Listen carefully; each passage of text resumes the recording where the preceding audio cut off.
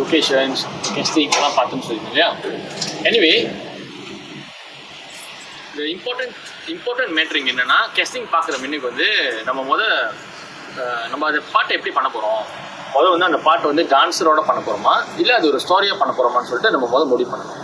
So நான் எப்படி முடிவு பண்ணேன்னா, இது வந்து நம்ம டான்ஸ்லாம் வேண்டாம், ஒரு ஸ்டோரி பண்ணலாம்னு சொல்லிட்டு முடிவு பண்ணேன். ஸோ அந்த ஸ்டோரி வந்து எப்படி இருக்கணும், அந்த ஸ்டோரி என்னவா இருக்குன்னு சொல்லிட்டு நான் ஒரு ஸ்கெட்சை போட்டேன். நான் ஒரு கதை எழுதினேன்.